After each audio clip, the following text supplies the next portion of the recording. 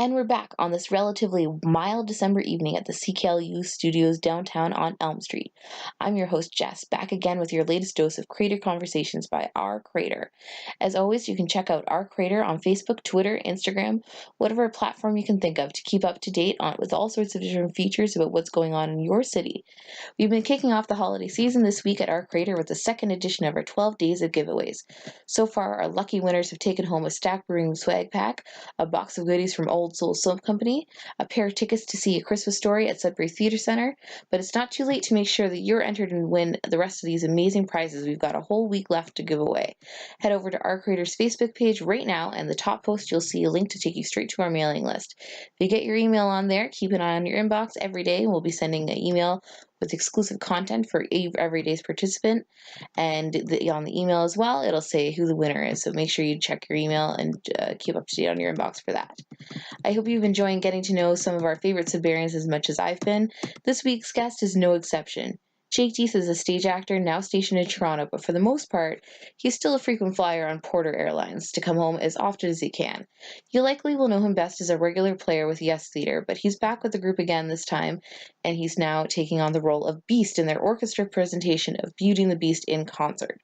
The show is coming up this week, December 7th to the 9th at Glad Tidings.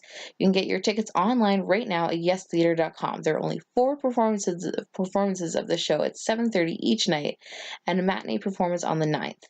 If you saw their production of Les Mis a few years ago, also in Glad Tidings, you definitely know that this is going to be something really exciting to see.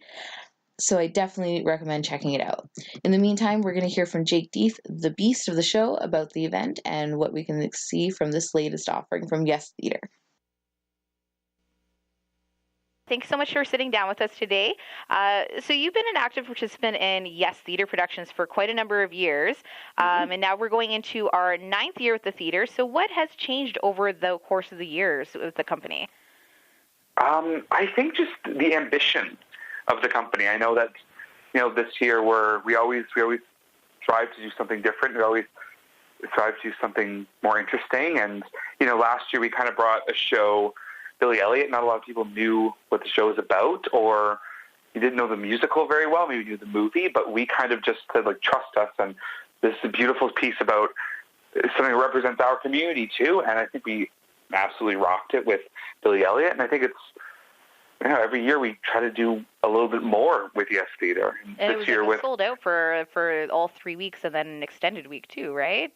Oh, it did way over than what we'd actually thought would ever be accomplished for us with that show. And every year we, not just as the company, but as actors, we challenge ourselves. Last year was my debut as a costume designer. So I did all those. I think it was 100 and some costumes on stage at one point or another. And we just keep going and keep going. And, especially with this year with the Yes Theatre Orchestra and with From the Ground Up, we just love to grow. And I think that's what Yes Theatre's kind of been changing throughout the years. It's just more ambitious, and we just want more.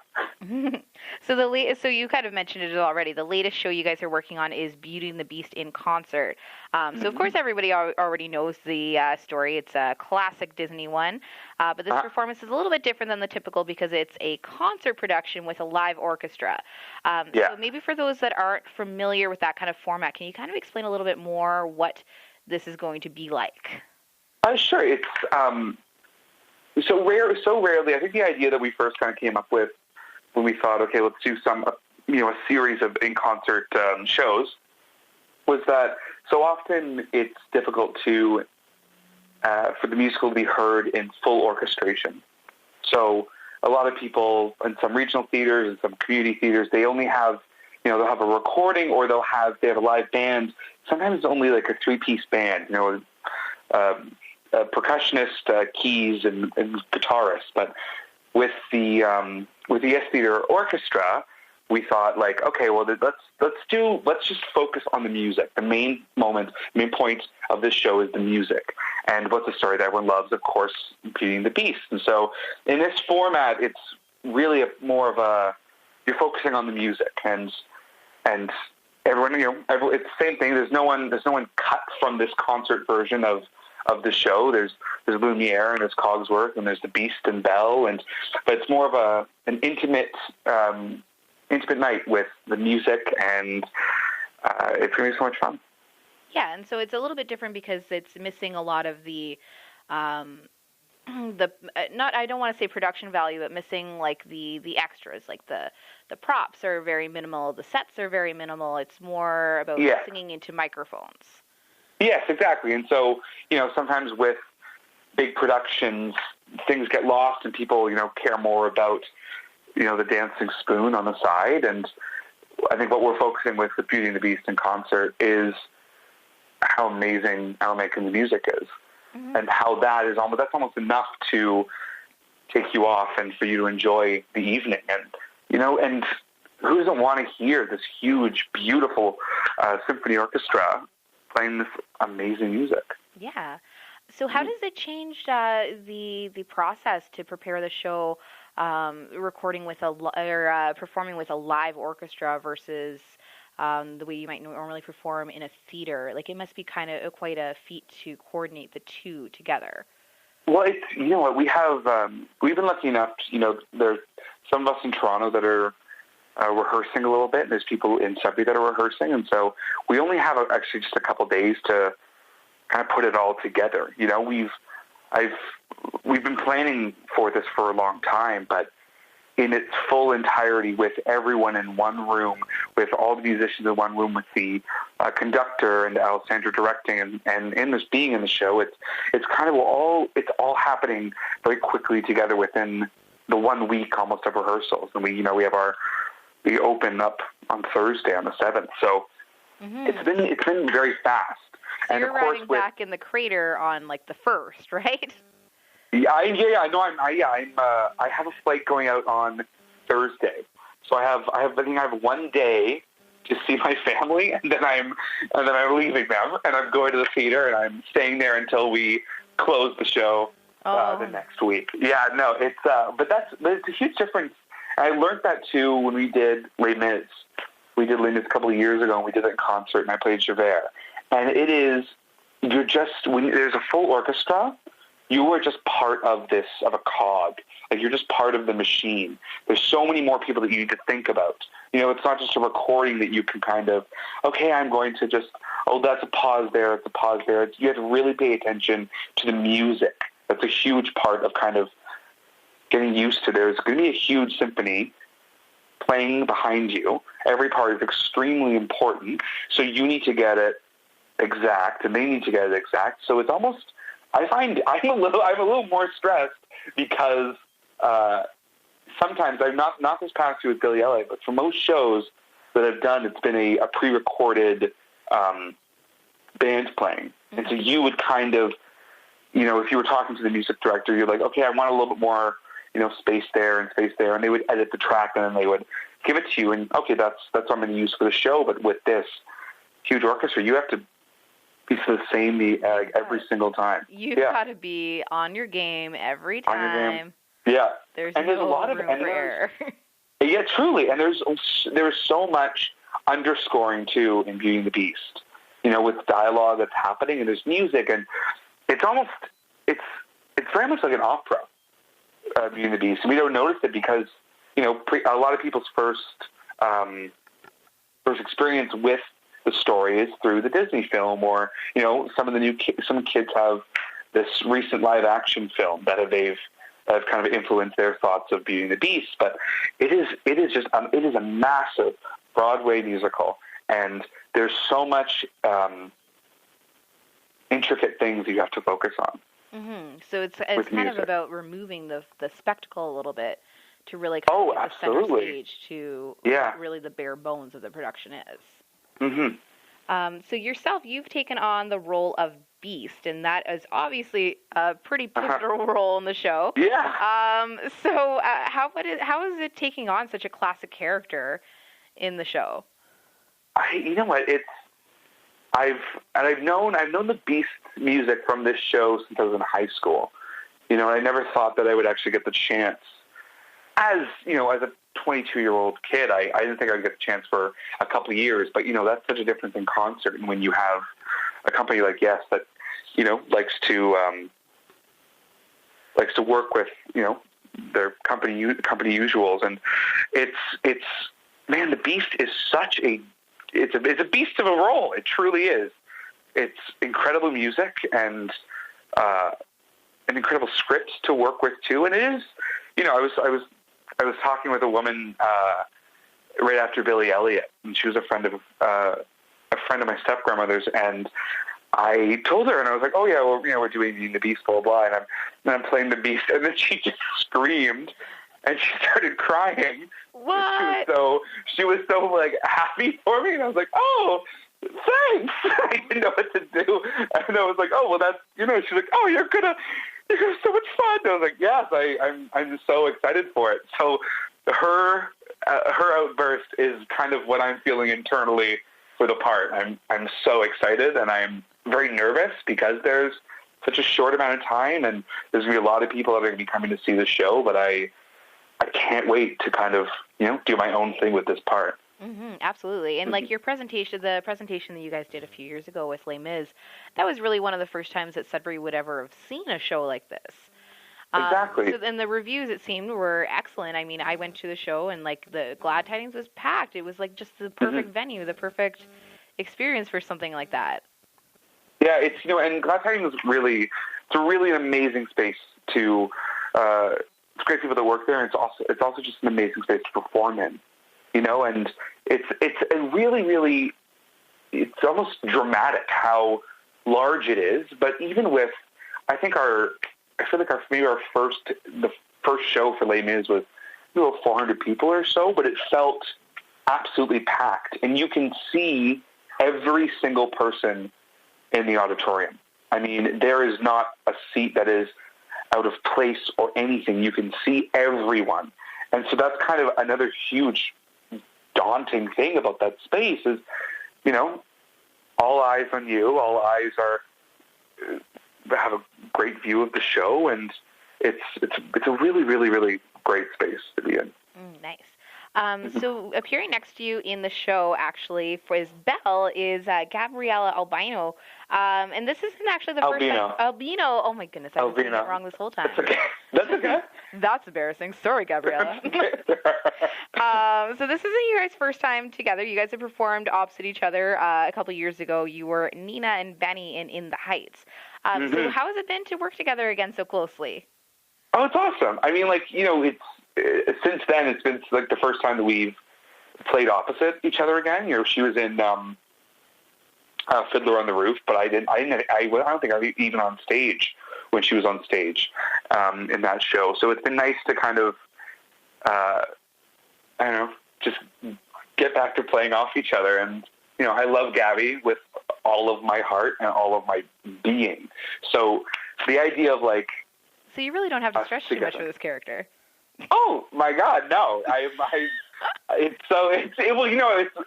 a common with a lot of us in the company. We're a little bit too close, and so we all, I think, work very well off each other. But it's nice to finally, for me and Gabby to get back to it. So to wrap up this segment of the interview, when is the show exactly, and where can people get tickets? Okay, well, it is at Glad Tidings. It is running from the 7th, 8th, 9th, and then we have a matinee on the 9th. And if you just go to yestheater.com, we'll just send you a link to brownpapertickets.com. And I'm not sure, you might have to cut this out, I'm not sure exactly the hours at One Sky. We're selling tickets. One Sky I know Alessandra was tickets as well? Yes, but I think I'm not sure the exact. Of course, Alessandra has told me the hours that someone's working at One Sky to sell tickets, but of course I do not remember. But it's at One Sky, and just visit yestheater.com for any more information about tickets or past or upcoming shows. Perfect. Mm-hmm.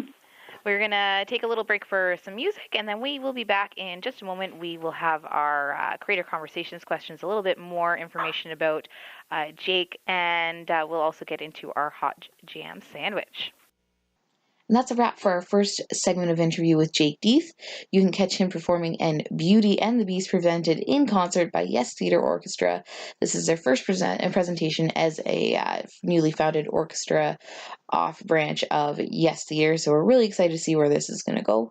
We're going to go into our first segment of music now.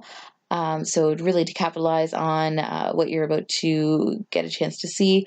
And of course, everyone loves a good Disney classic. We are going to play the Broadway cast version of Be Our Guest from Beauty and the Beast.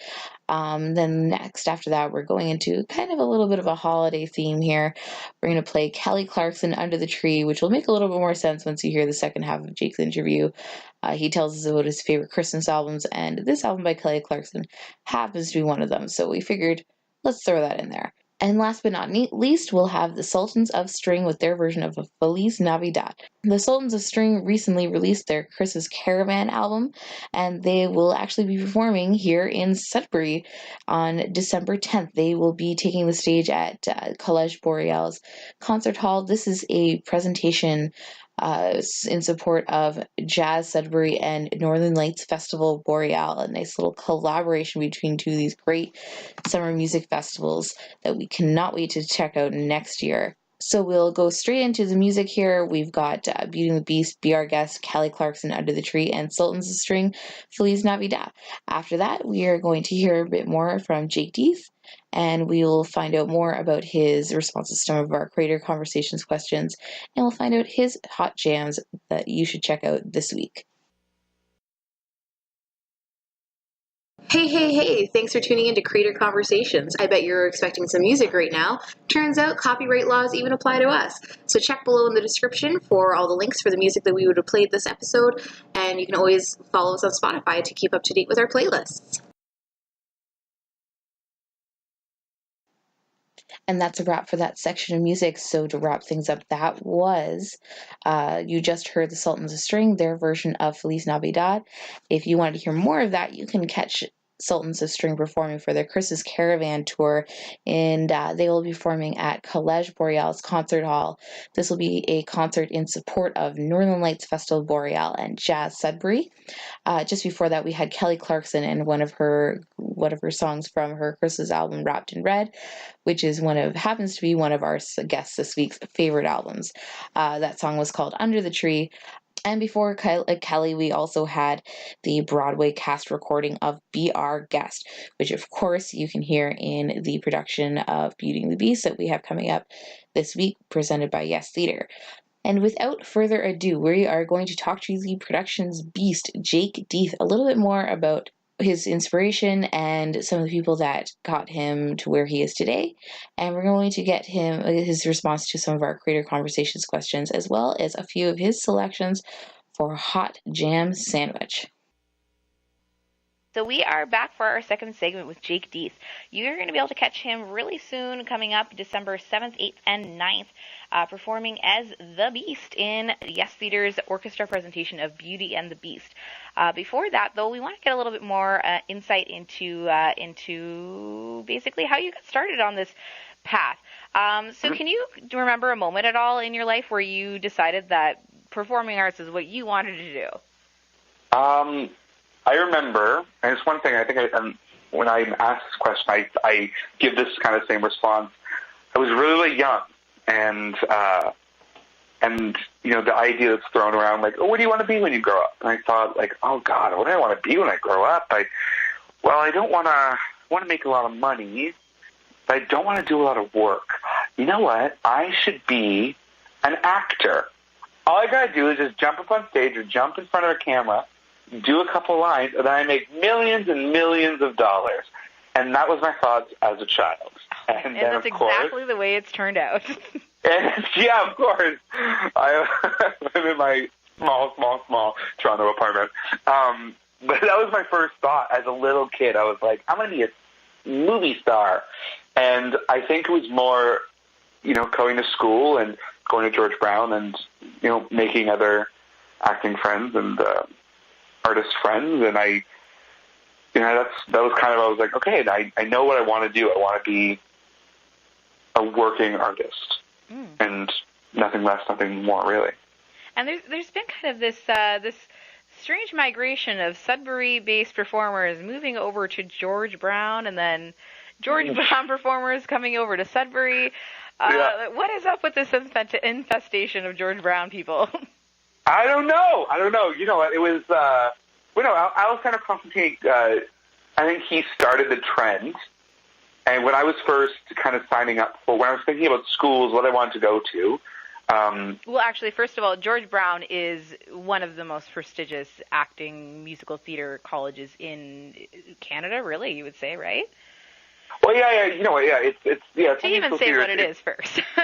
Sure. Well, it's George Brown Theater School. It's a classical and contemporary theater based, and I kind of knew what I wanted to.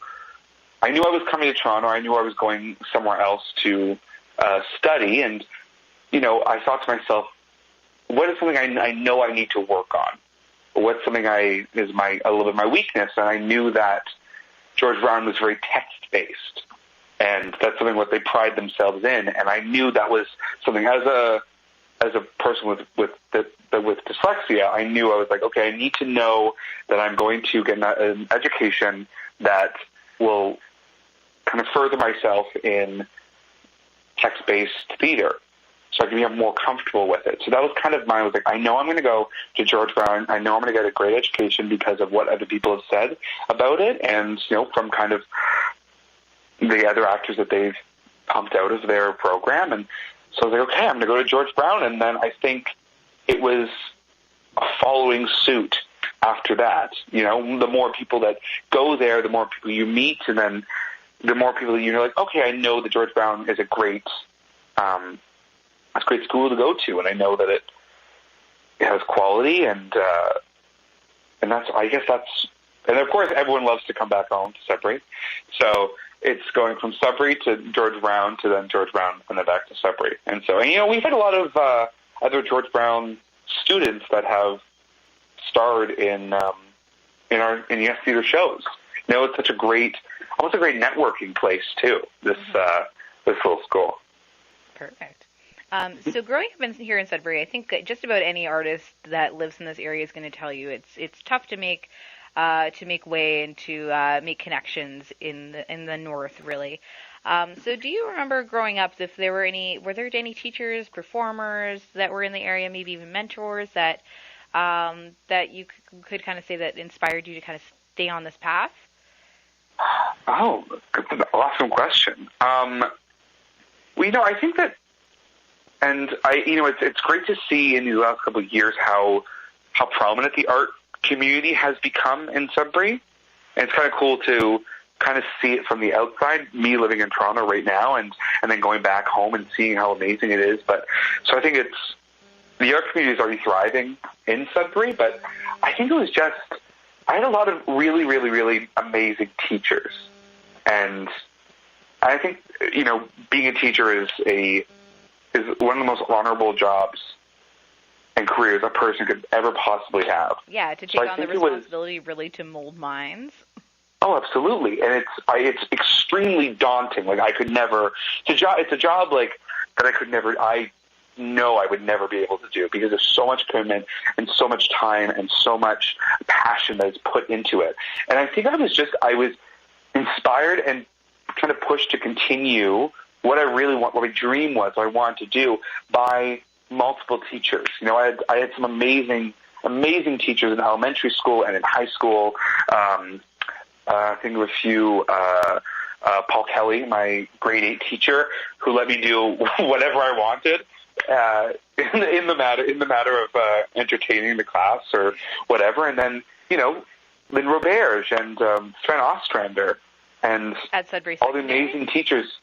Yeah, at Sudbury Secondary. Yeah, all the amazing teachers there just continue to push you. And you know what? Actually, I think about it now. I remember, and you know what? Me and Lynn Roberge would talk about the arts and about everything. And I said I was jumping around schools, and I think she was the one who said, now that I'm thinking about it, she was like, I wouldn't not put George Brown. She was like, make sure you go and research them and and look them up, and I think you would really, really, really like that place. And so I said, okay, cool. And that was kind of, I think that was the first kind of seed that was put into my head about classical contemporary theater school.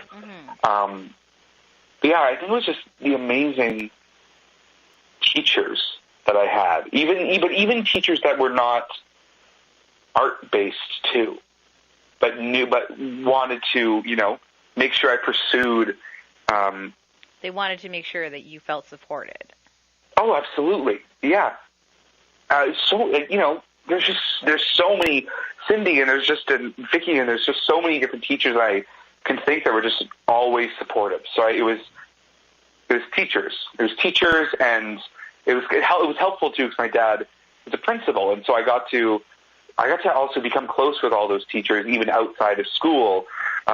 Jackie and Heather and all the other, amazing forces of education in my life, because my dad almost like opened me up to all these amazing teachers. So yeah, it was teachers, art-based or not, totally inspired me to continue and keep going, and I knew I had a great support system. Mm-hmm. So with Yes Theater, you've been able to take on not only the Beauty and the Beast that we have coming up, but you've been able to take on quite a few pretty memorable roles. One most notably that I feel like a lot of people will remember you from is Edna Turnblad in Hairspray. Loved her. So, do you have a favorite character you've taken on over the years? I think every character kind of comes with their own. It's almost like if I had 100 categories, they would each be my favorite one. Edna was. If I had the choice to play, a middle-aged mother for the rest of my life, I absolutely would with Edna. She was so much fun and so free and sexy and vulnerable but confident, and so I loved her for that. And then there's Harriet, who was just like a one-off, fun, King Herod in Jesus Christ Superstar.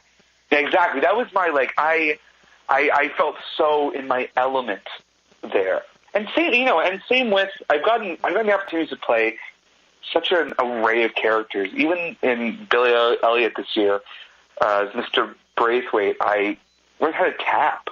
And my friend April had bought me tap shoes a year before, and she said, "You have to tap." I was like, I'll get to it. And I learned to tap-ish for this past production. So I don't know, I guess if I absolutely had to, I think Edna. I think it's because she had favorite.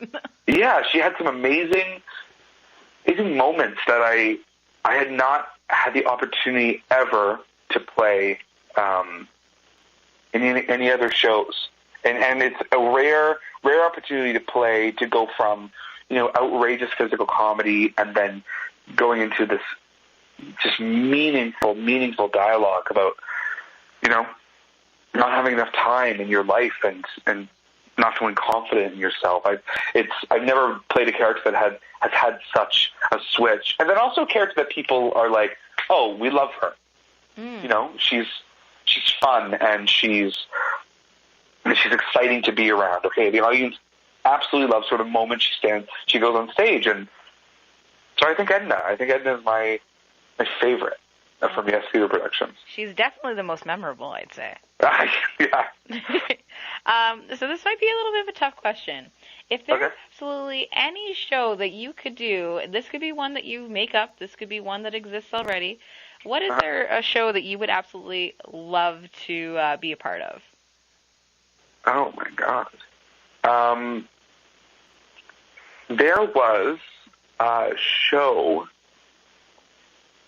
Yeah, there was a show that I did in college, and I got to play this character called Semyon, and it was a play called The Suicide, and Nikolai Erdman, that was the playwright, he wrote this amazing show, and it was kind of banned from Russia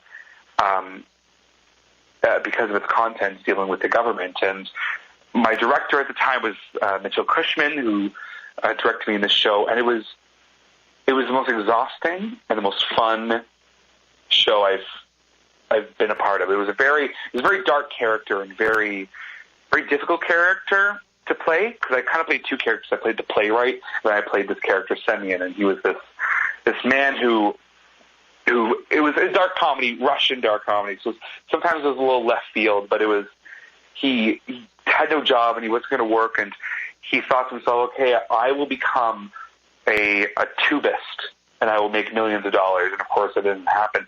And so he planned, he says, nothing else to live for, I'm going to kill myself. And then word gets around that he's going to kill himself. And so multiple people come to him and say, I want you to sacrifice your life for the intelligentsia, or I want you to sacrifice your life because I love this man so much, and I want you to kill yourself for me so he'll know how amazing I am. And it's this huge farcical comedy, and it's dark and brooding, and I would do anything to do that show again and I did it with my amazing graduating class of my third year of George Brown, and I would love to do it with them and also some of my ES Theater family, and it was such a really dark, long show, and I would love to do that show again. I had never been so exhausted in my entire life. I had a friend told me he was leaving the theater, and a woman said, oh, that Jake Deeth's like a furnace that never stops burning. And I was like, that's exactly how I feel. Wow. I never stopped. I had the most fun, and it was like, it was 2 hours and a bit, and there are pieces that it was just me and the audience. And that is the most difficult stuff to work through. Sometimes they're not there. Sometimes they're so into it and they're talking back to you, and you're having a moving dialogue with, the full audience. And I think it was Act 4 or something. I had at least 25 minutes just with me and the audience talking back and forth. I was doing a piece, and I would tell them to give me responses, and it was an absolute thrill ride.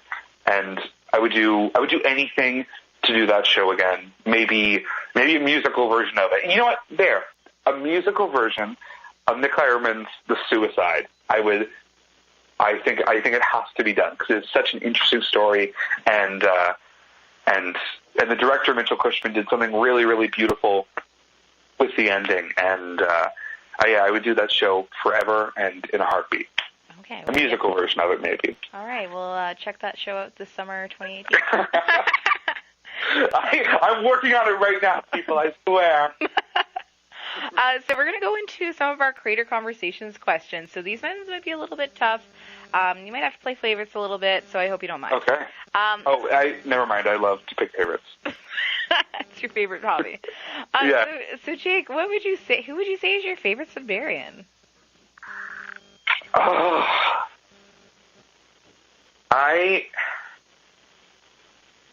Okay, so this is tough. Because, so I can't, these are the people, I'm going to say the people I can't say. I can't say my amazing parents, because they're my parents, that's kind of giving it away. I can't say, it's a given, exactly. My friend and roommate Alessandro is, one of the most driven people I've ever met. But I think my favorite ever, I think is Judy Strong. Oh. I think she has just been, speaking of teachers, she has just been such an artistic rock in the community. You know what I mean? And I don't think she gets enough credit for all the work that she does. And she is the toughest one of the toughest persons I've ever met. She gets up, and I might be paraphrasing, but she gets up at 5 a.m. every day and does laps, and then goes in. She's back in the STC, and she's working, and she's talking with people, and she's, when we did Black Dog 4 versus the World, she was just on top of getting as much as the community to the show as possible about teen mental health, and she's just just a rockin' pioneer of all that kind of stuff. And I think she's one of very, very special people, and I'm super, super happy I have a relationship and I know her the way I do. Mm-hmm. So what would you say is Sudbury's signature dish? Oh my God. Oh wow. You know what? I think I think it's changed in the last couple of years because my favorite place in the entire city is Tuco's Tacos. Oh, I lose my gosh darn mind. This past summer, I think I went there at least once a week. Wow. Getting an ugly black bean burrito or the nachos with chili or the chili fries. I would like to say the nachos at Tuco's Tacos because it's vegan and it's absolutely delicious. And I think last time I was in town, I was talking with a friend. I was like, "Can we go to Tuco's because I'm starving?" She said, "Oh yeah, no, absolutely, but we're gonna have to order it in because I've already been there 3 times this week." So I was like, "Oh, of course." So I think somebody's signature dish in the last couple of years has been hands down Tuco's Tacos. Got to be Tuco's. Yeah. Mm-hmm. Perfect. So we're going to go into our last segment. So this is a segment where we all get to pick our hot jams. So these are the songs that you are having the most fun listening to right now. So what do you think is your hot jam right now? I'm listening to this really, really cool artist. It's a really awesome artist called Lo Fang, Lofang, and I'm not too sure about his past work or anything. But there's the song is kind of episodic. It's called Number 88, and it's just it's the number sign, or I had the hashtag sign, if you will, and then the number is 88. And I just love it. It just has an amazing vibe to it, and I listen to it on repeat because it's also so long, so it's very entertaining because you kind of forget where you are in the song, and there's always new pieces coming up. So that's one of my songs I listen to all the time. Just kicking around. And then it's kicking around all the time. And then I only listen to 2 Christmas albums every year. It is the Kelly Clarkson Wrapped in Red. Okay. And the Rosie O'Donnell Christmas. I love that. Oh, I love it so much. I don't know why. I truly think it was my mom's the first album she ever bought me, and it's so random. The Rosie O'Donnell Christmas. Yes, and there's I don't even know if I can even think of one song from there. I think it's called Santa on the Rooftop.